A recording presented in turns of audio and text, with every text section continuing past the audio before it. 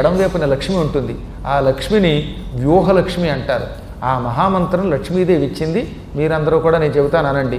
ఓం శ్రీ ఓం నమః పరమలక్ష్మ్యై విష్ణు వక్షః స్థితాయై రమాయై ఆశ్రితతారకాయై నమో వహ్నిజాయై నమః.